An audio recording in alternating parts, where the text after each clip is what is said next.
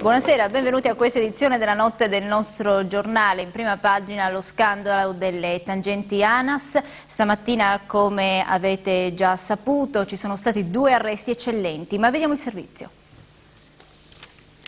Saranno interrogati domani mattina dal giudice per le indagini preliminari Giuseppe Troccoli, ex capo compartimentale in Sardegna dell'ANAS e attuale direttore del compartimento ANAS di Genova, e Anton Carlo Tommasini Barbarossa, legale rappresentante della società Cipla, interessata alla costruzione della nuova sede ANAS di Cagliari di Via Biasi.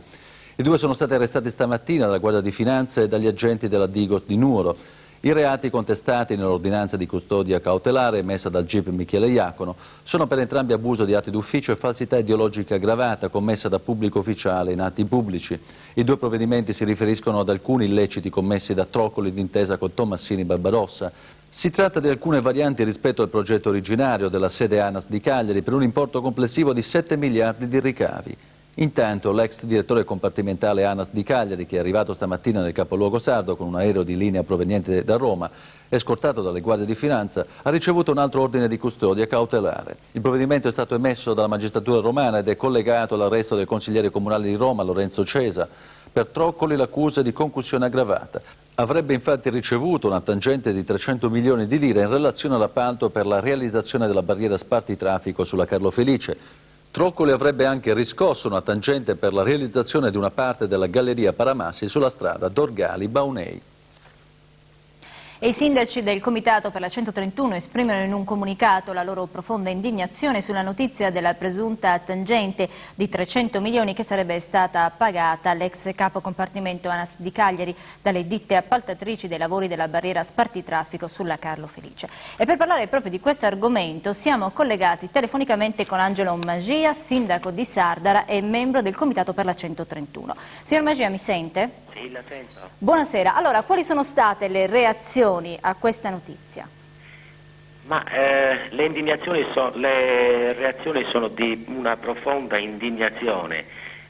Siamo indignati noi, così come sono indignati tutti coloro che anche oggi hanno percorso la 131. Questa strada da oggi non è più soltanto la strada più pericolosa d'Italia, è anche una strada della vergogna, e questo ci indigna profondamente.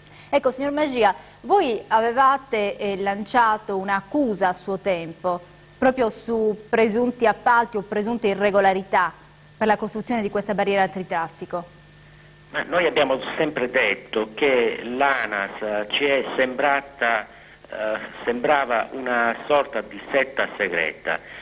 Basti pensare che nell'unico incontro che abbiamo avuto con l'ex capo compartimento dell'ANAS, l'ingegner Troccoli cacciò letteralmente via dalla stanza i rappresentanti della stampa, e questo la dice lunga su quello che già allora si combinava in quelle stanze.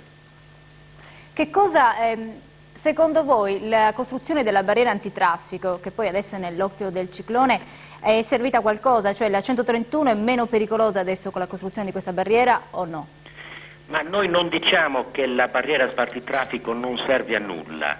La barriera spartitraffico serve ad evitare gli scontri frontali, che sono quelli più pericolosi. Diciamo però che la barriera spartitraffico da sola, così come è stata realizzata, rende di fatto la strada più pericolosa.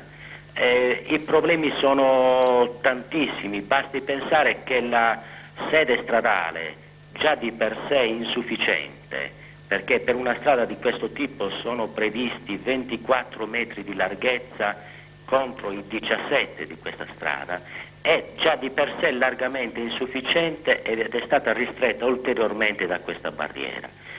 Basti pensare che in caso di incidente, e ne capitano 3 al giorno, i veicoli di soccorso non possono raggiungere il luogo dell'incidente, oppure se si tratta di portare feriti all'ospedale occorre percorrere chilometri e chilometri prima di arrivare al primo svincolo.